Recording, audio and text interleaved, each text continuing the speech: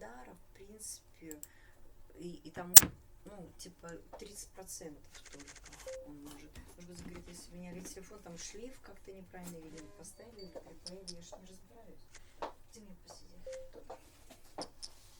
Девочка, зеркало. Мне каждый раз на дверь вешаем, как-то, может быть, вот здесь вот что-то не то. Посмотришь.